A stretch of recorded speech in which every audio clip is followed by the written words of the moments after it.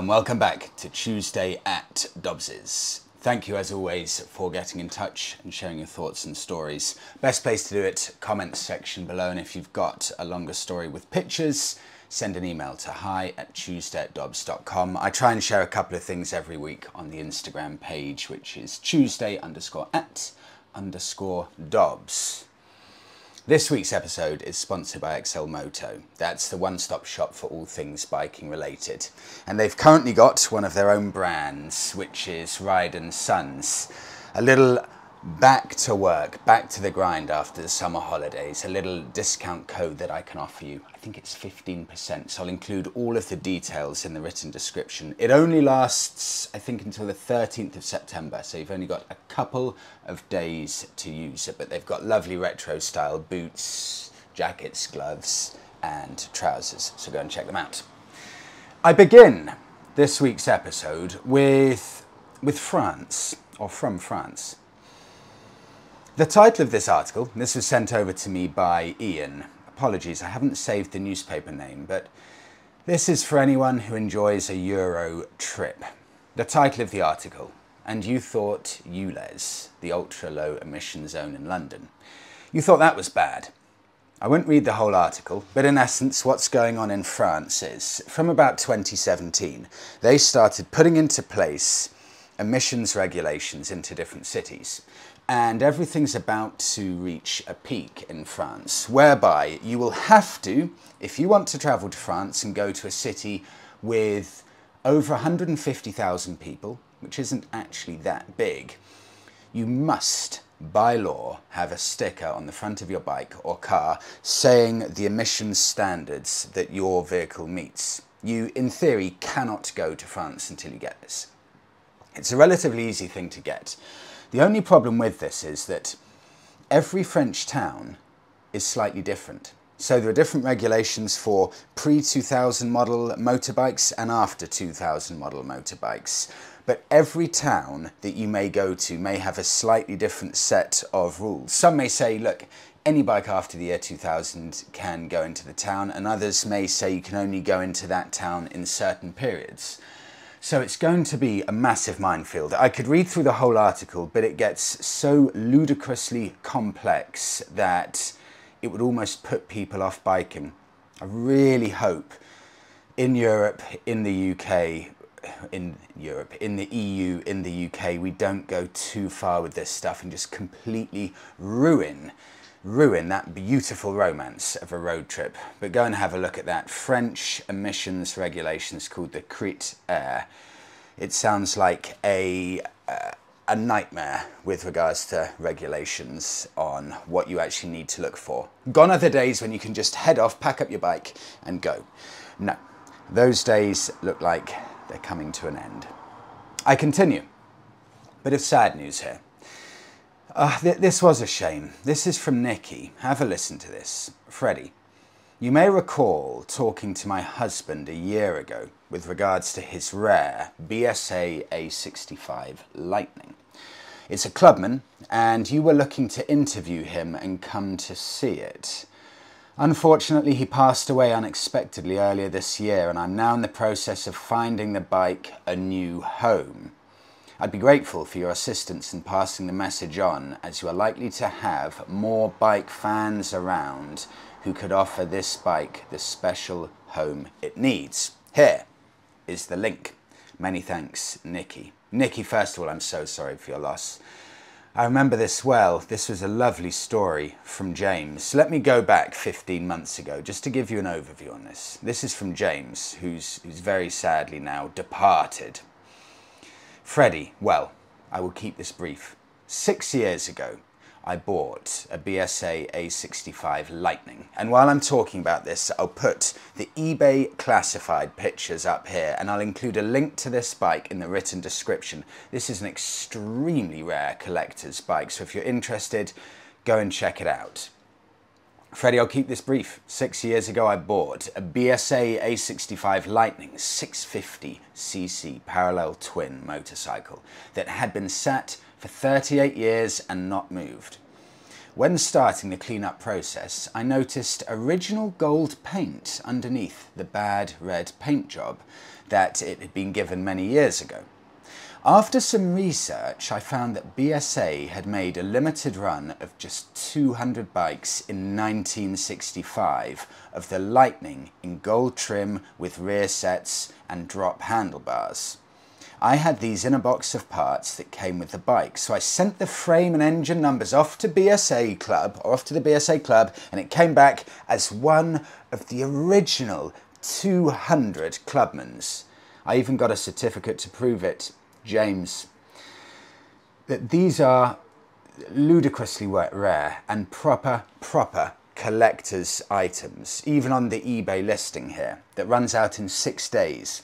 It's got the confirmation from the BSA Owners Club confirming that this is one of the original legit 200 ever made. And you can go onto Wikipedia here and check BSA Lightning Clubman. And it says that they were so popular, a huge amount of replicas were made to try and imitate these 200s. So to actually have one of the originals is so rare to find these coming up for sale. Even Wikipedia quote here, the Lightning Clubman is now a highly sought after classic motorcycle. Nikki, thank you for sharing that, and all my best. I move on. Triumph. I got in, maybe not a bit of trouble here, but a few people are querying, why on earth am I recommending Triumph motorbikes to people? Why would I include a Triumph motorbike as Bike of the Week yesterday after everything that's going on with Bonneville? Alan messages or comments, Freddie, having spent all summer waiting for a very basic part for your Triumph, I cannot believe you're telling people to buy one. Have you ever considered that this is a ploy to sell more motorbikes? John continues, Freddie, after the trouble you've had with Triumph spare supplies, would you actually buy an 11-year-old Triumph? I actually could have gone on and read out a few more, but I thought that's enough pain there. I'll just do 2. It's a really interesting question. For one, I don't want to let my bad experience with this part. After 4 years of trouble-free riding, it's been the most reliable bike I've ever owned by far, and also the cheapest motorbike I've ever owned, my Triumph Bonneville, by far.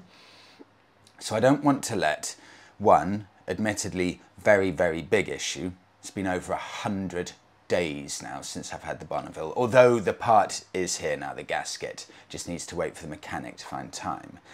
I don't want to let that completely put me or other people off Triumph. Look, the honest truth is, yes, it has. It has slightly tarnished my view on Triumph. The fact that I can't get a simple part and I've lost the entire summer with my own motorbike. If I wasn't so lucky that I could get press bikes, I've still got the classic 350 downstairs.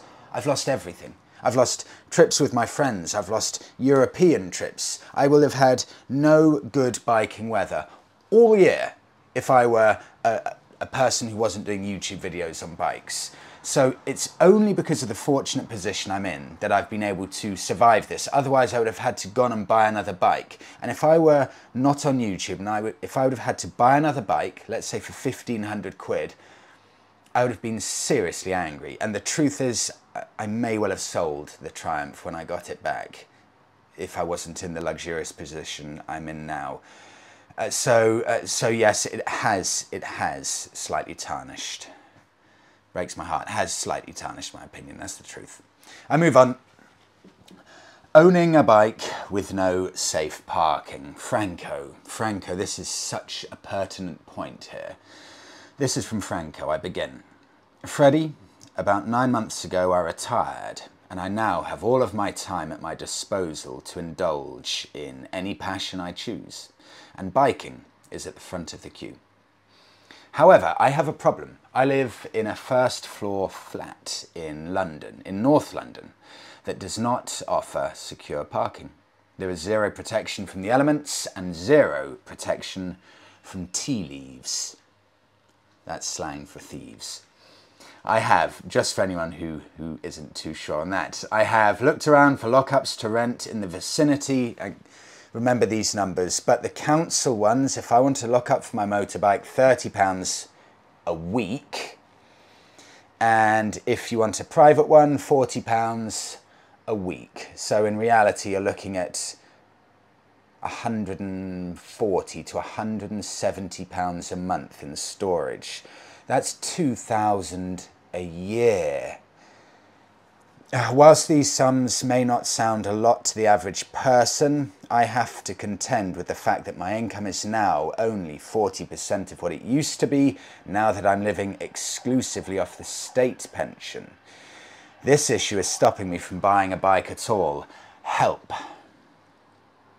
Franco. First of all, it sounds like a lot to me as well, so I sympathise hugely.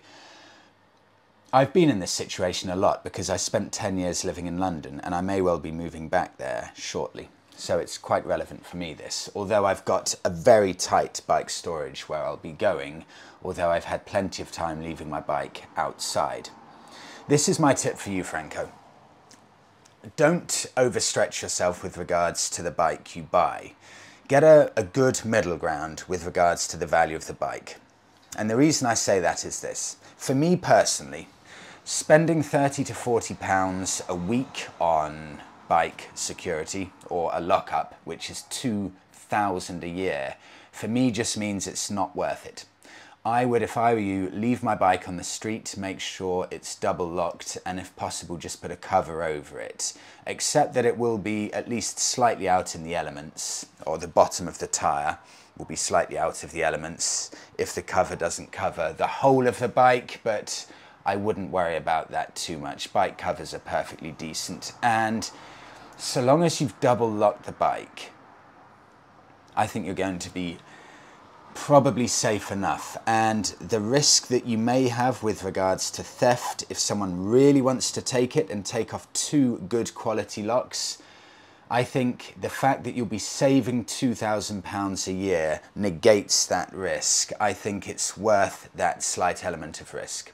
So instead of paying for storage for your bike, buy 2 very good locks. For example, Light Lock, where they are quite close to unbreakable. Buy 2 of those, lock it outside. Don't spend a penny on storage for the bike, because a big problem with bikes, and a lot of reason people sometimes leave biking, Franco, is they find it just starts costing too much money and they start resenting it because of the amount of money they're spending on it. Plus one other thing, if your bike's in a lockup, let's say it could be 5 to 10 minute walk away, you'll be far less inclined to go and use your bike if it's in a lockup and you have to walk for 5 to 10 minutes every time you want to use it. A bike must be convenient and easy to use. It must be a mode of transport where you can happily just jump on any day. So go out there, buy a bike well within your budget, park it outside, buy 2 good quality locks, and don't worry about it too much. I know that's easier said than done, but don't let worrying about the bike security take over your life. Just accept that if you've got 2 locks, you've got a very good chance that it will be fine. And I've left my bike outside on and off in London for 10 years or so, going around different bits of London, and it's always been fine. I move on to Sundar. I'll do a few of your thoughts for the week here. I begin with Sundar. Freddie, could you perhaps cover winter riding, the gear involved, and what a novice rider should look out for? Many thanks. Of course, Sundar, I'll keep this brief, and I'm going to keep it as simple as possible. For winter riding, I would say all you need on top of your normal biking gear are a set of thermal liners. Just go to, for example, a Decathlon store. Buy thermal pants, thermal leggings for the bottoms, £25.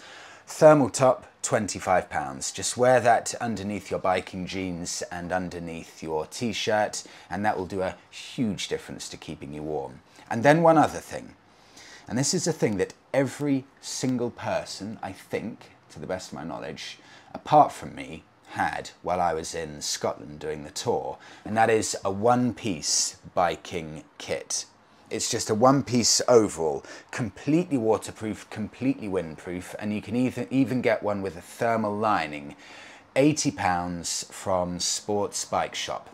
And not only is that waterproof, and you should carry it for every single winter ride, but the fact that it's pretty much completely windproof is a game changer for keeping you warm in the winter months. On top of that, a pair of waterproof over gloves that you put over your biking gloves, and that's all you need. But always carry, for any winter riding, your one-piece waterproof set and your waterproof gloves, and if needed, your thermals. And everything there can pack up quite tightly. That is all you need, I promise you. I move on to Henrik. Freddie, I don't know if you've ever mentioned this before, but what are your thoughts on airbag vests? Greetings from Sweden, Henrik. You know, Henrik, I was contacted by a company, I think it was about 1.5 years ago, to do a video on an airbag vest. It was for YouTube, just to do a little integration. But I couldn't do it because I wouldn't wear an airbag vest myself, so I didn't think it's something I could promote. It's just not something that's set up for my kind of riding. I know, for example, you can buy an airbag vest, you can buy even airbag jeans, and I know there are even things that, let's say you jump on a bike, and you can attach a wire that's connected, for example, to your jacket, to a sensor on your handlebar. So if you come off, that wire will detach, and then it will send a signal to an SOS company who will know where you are and can come and help you. So you've got to have an app, you've got to have a wire attached to your body, attached to the handlebar, and there's a sensor there. So every time you get on the bike, you've got to have that set up. Similarly, with an airbag vest or an airbag jacket, you've got to make sure they're charged up, or maybe you plug yourself into it. And again, similarly with heated clothing, you could have heated gloves, heated jacket, and sometimes you've got to plug yourself in. And it almost, for me, it takes away a bit of that feeling of freedom of biking if I've just got too much stuff going on. So it's not something that's ever appealed to me at all. I'm sure it's brilliantly safe. I'm sure you'll be in a much better position if you crash with one of those. It's too techy for me. There's just too much about it, and I want to keep riding as simple and easy as possible. So it's not for me. But if anyone's got any other thoughts on that, I'd very happily share them.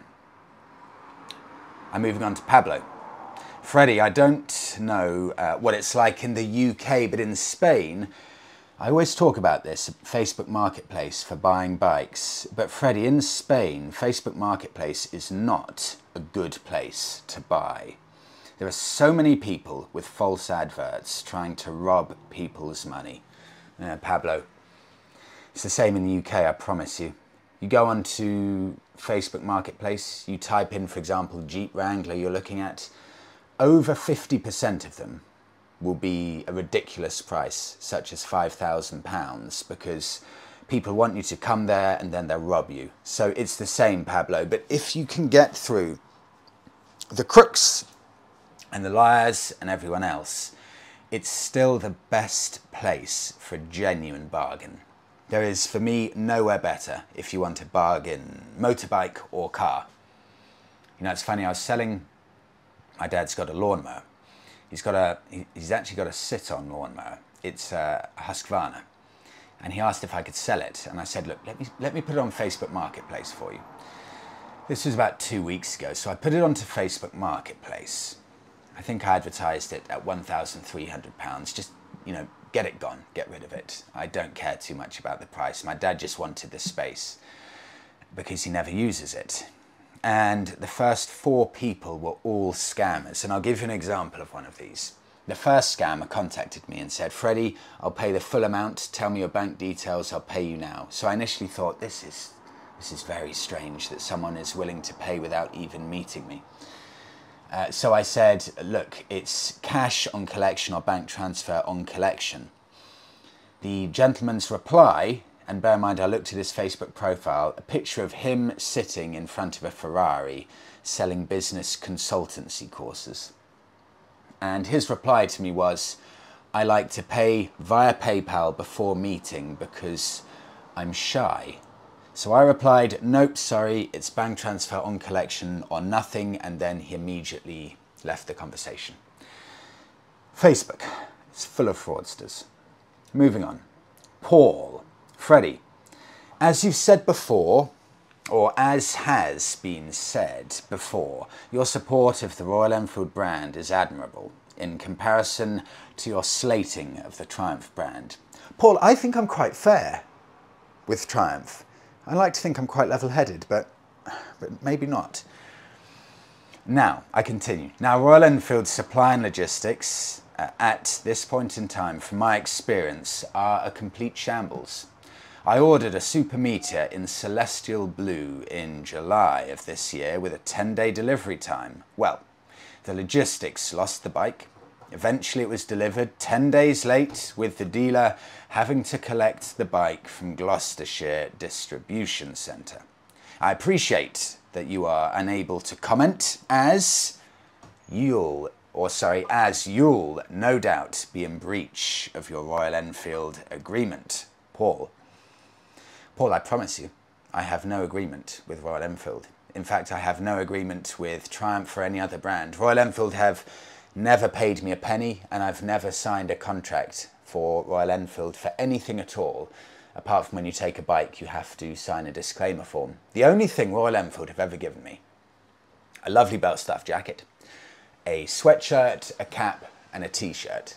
But not one penny has ever changed hands. In fact, even when I was in Valencia, I paid for that motorcycle rental, and if I want to borrow a Royal Enfield, it's only because I personally, genuinely want to borrow them. They never volunteer and say, Freddie, we're sending you a bike. It's always off my own back. But that is a massive shame, Paul. I agree. Not good enough at all. I move on. Thank you, Paul. I'm moving on.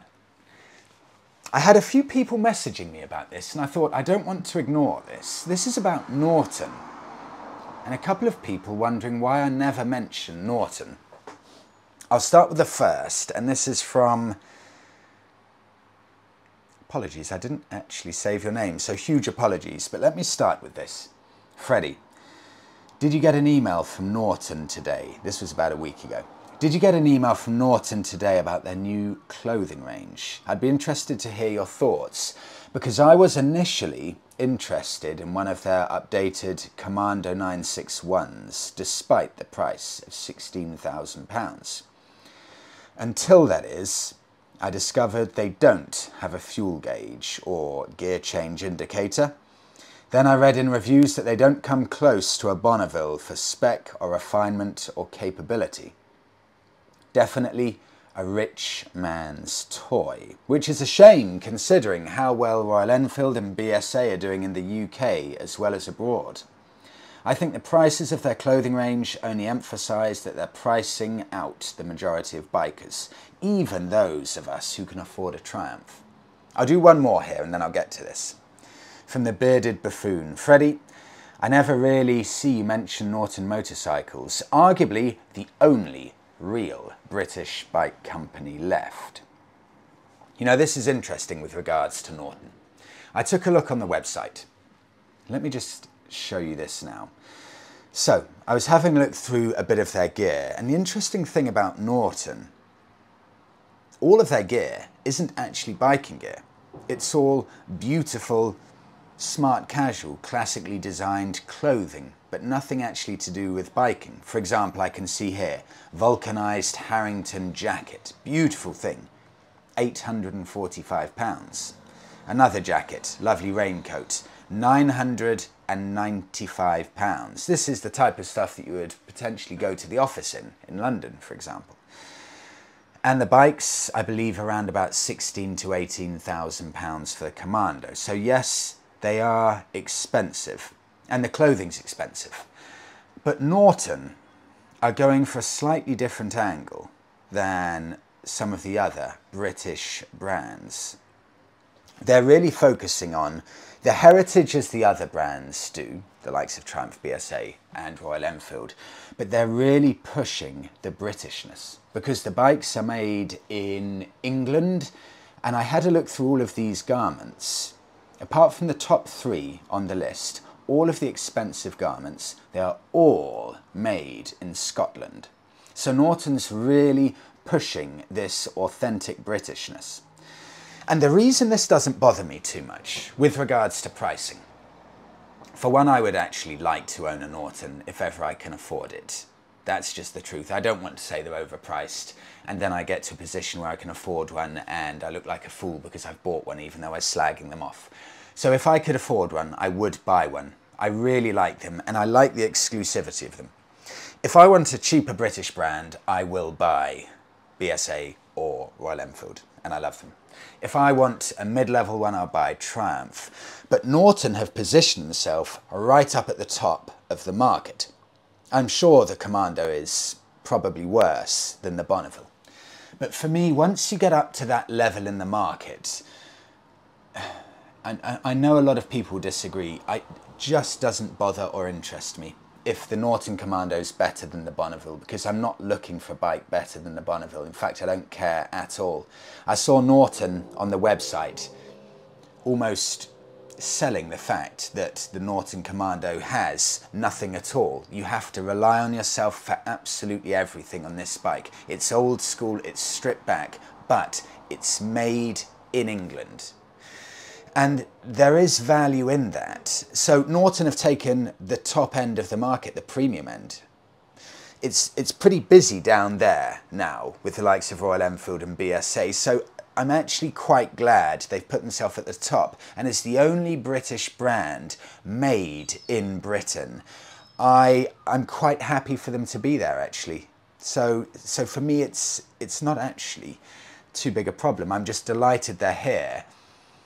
And I see it as a very aspirational brand that they're pushing a genuine British product. And I like that. For me personally, I know everyone's different. I'll do one more thing on this. I see the extra value in it being made in the UK. I do, and I would pay a premium for that. I move on. High mileage bikes, I could have gone on and on here, but as I mentioned, all of the Hondas last week that were plus 100,000 mile bikes, I wanted to share the top 3 from all of you. I could have done about 7 or 8 interesting ones, but here are the top 3, and I will begin with VPB. This is a BMW. Freddie, I ride with a friend who owned a BMW GS 1200, 2009 model, with 139,000 miles on the clock. No joke. He crashed it, so we'll never know how many more it would go on for with the same engine. That's 139,000. Next up, Stephen, just beating it. Freddie, I own a Honda CB500S, which I bought new in 2001. I've covered 140,000 miles. This is insane. Original clutch, silencer, water pump, and much more. It shows it doesn't have to be a big engine if it's a Honda. And the final one from HZ7. Freddie, I'm so glad there's a Harley here. Freddie, my 1999 Harley-Davidson. I don't even know what this model is. FIHR has 176,000 miles on her and keeps going. My 1982 Harley-Davidson also went through 5 speedometers and never had engine problems. Very high mileage bikes, both still rolling. Before I get to my bike for the week, what are you all riding and where have you all been? Hi Freddie, I'll put pictures up as I read these out. Hi Freddie, I've recently returned from a road trip from Derbyshire to Cornwall via South Wales and I loved it. Camping at a new place every night. My companion for the trip was a Honda NT 400 and she was wonderful. Easily moving at 70 miles an hour with all of my camping gear on her. I'm 19. Tom, it's fantastic to hear from a teenage biker. Brilliant, brilliant. Moving on to Liz. Freddie, I've just done my first long moto camping trip. That is 5 days and 1,400 miles from South Carolina to my home in Maine. I'm a musician and was on tour for a couple of years when I decided it was time to get off the road. I bought a 2022 Royal Enfield Continental GT650, some rock straps, and began my journey home along the Blue Ridge Parkway through Shenandoah National Park, and then on through Pennsylvania, Vermont, and New Hampshire. I know many wouldn't think about touring on the Continental, but being 5'6", I actually found that I could stay fairly comfortable, especially with the upgraded touring seat. Liz. Fantastic, Liz. Moving on to Alan. Freddie. Originally I'm from Wales and have lived most of my life in Australia. We're very lucky to have weather here, or great weather here most of the time, but our selection of motorcycle clothing and bike cafes are quite limited. We currently ride a 2020 Triumph Rocket 3R. Photo is last weekend at a seaside suburb, 30 minutes north of Brisbane City.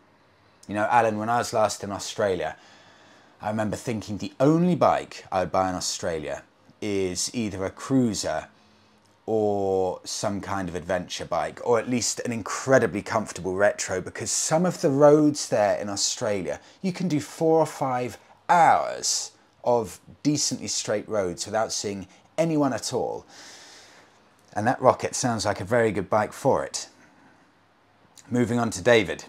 Afternoon, Freddie. I wanted to share with everyone a 6,300 kilometre, 13-day road trip in August from Toronto, Ontario to Cape Breton, Nova Scotia, and back via New York, New Hampshire. It's very similar. Vermont, Maine, New Brunswick, and Nova Scotia. Well, what locations? Scenery spectacular, and the bike performed great with 50 litres of Krieger US dry bags on the back. Brilliant. Moving on to Rupert. Rupert and fan belt. Freddie, I hired a Royal Enfield Classic from it says from Chiang Mai. This must mean Chiang Mai in northern Thailand, quite cheaply. Thailand has some amazing jungle routes that are on par with some of the best rides in the world. The Enfield was also so impressive that I bought a Himalayan to add to my small collection of bikes and recently rode it around the countryside in Wales and England. And finally, from Tim. Freddie, I've got 2 bikes in my toy shed. The love of my life is a 2010 Ducati Multistrada 1200S, which I bought new and have only done 16,000 miles on. I'm just about to head off to France and Spain.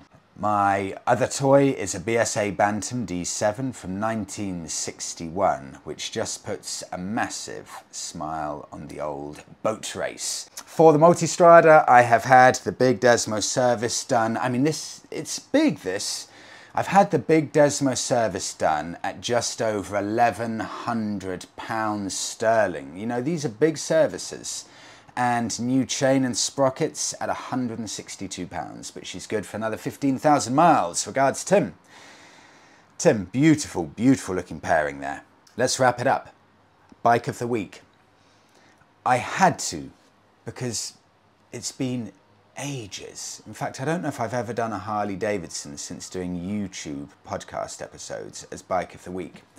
And after hearing from HZ7 from the US about his huge mileage Harley, I had to find one of these. So there's an engine model of Harley that people always recommend me because it's durable, it's tough, it's rugged, and it's relatively simple to keep going. And that's the Harley-Davidson Evo engine. It was around from 1984 to 1999, and it is usually, I believe, a 1340cc engine, depending on what bike you get it in, I believe. So I found 2 bikes that fit the bill. The first one I wanted to do is I wanted to find out if I could find a classic old Harley-Davidson with this Evo engine in it for fair money. eBay and Auto Trader didn't pop up anything initially, but then I went onto Facebook Marketplace and I found a 1997 Harley-Davidson Dyna Evo Superglide. that's just been reduced to below £6,000. This is a sub £6,000 Harley-Davidson 1340cc legendary, I'm quoting here, legendary Evo engine. Standard bike, great condition, 40,000 miles with lots of service history. Major £900 last service with everything checked, cleaned, sorted. So that is new plugs, filters, carbs cleaned, new seals, new back tyre, new battery, new cable or new choke cable with bills to prove. It's got the MOT, it's got good metalwork, good chrome, Vance & Hines exhaust, and absolutely all sorted. Engine is rock solid. That, at under £6,000, is a seriously good deal. And I want to wrap up with one final one here. This is a bit more expensive, and the reason I wanted to share this with you is for one important point. I wanted to see if I can find a cheaper Harley-Davidson in the USA. So, I went on to chopperexchange.com, a US-based site selling used motorbikes, specifically Harley-Davidson's, the one I'm looking at. I found a 1999 Harley-Davidson Fat Boy for $7,500 US, and that translates to £6,000 sterling. Let's say with all the fees, the shipping, changing over the registration to the UK, that will be £3,000 of extra fees. So that puts the bike up to £9,000. £6,000 for the bike, £3,000 for fees, and it's got 35,000 miles on the clock. But I can go very easily onto the UK Facebook marketplace and find for just under £9,000, in essence the exact same bike, but with only 6,000 miles on the clock. Meaning there is now, I would say, with exchange rates and clearly the desirability of Harley-Davidsons in the US, despite the huge amount of them, I would say there's now no point looking in the US for cheap Harleys and bringing them over to the UK, because Harley-Davidsons hold their value so well in the US, despite the huge number of them out there, that you may as well just buy it in the UK and save yourself the hassle of even considering importing them over to the UK. And there's one interesting thing here. This is a 1996 Harley-Davidson Softail Fat Boy Evo, 96 model. If you want to buy one of these motorbikes, or if you're looking, to buy a motorbike in London with the ultra low emissions zone, you really need to buy a motorbike that's around 2007 onwards. But can you actually buy a far older bike? Are the older bikes actually more environmentally friendly than we thought they were? Get ready for this. At the bottom of this description, for 1996 Harley-Davidson Evo Fat Boy, it says, block capitals, exclamation, exclamation, ULEZ compliant, meaning this bike is quite close to 30 years old, but it's environmentally friendly enough to happily ride into central London without having to pay a penny for the ULEZ fee. So I quickly went onto a forum here to have a look. What's going on? What is going on here? I'm reading here from a thread. If you run a fairly stock bike, okay, listen to this. If you run a fairly stock bike and are prepared to pay £175 to have it tested, I've heard of bikes going back to the 1970s that have passed the original Central London restriction zone ULEZ compliancy test. The main problem is that 90% of Harley-Davidson riders have various stages of engine tweaks on them, but I bet your life, if you have a stock Harley-Davidson Evo or similar, it would sail through the ULEZ test. And it's true. You can go out and buy pretty much a 30-year-old Harley-Davidson Evo and it's environmentally friendly enough to pass the test. So what that means is that a lot of the time we're actually just discriminating too much against older vehicles, older machines, when they're perfectly compliant to ride in these cities. I found that fascinating. If you've got an old Harley, get it tested. Pay £175, get it tested so you can happily ride in London. And if you're looking for a classic bike, buy an old classic Harley with an Evo engine. It will pass the emissions tests, probably. And I'll leave it there. Thank you so much, everyone, for listening to this week's episode. Go and check out XL Moto if you're looking for some gear, and have a fantastic week. I'll speak to you in the next one.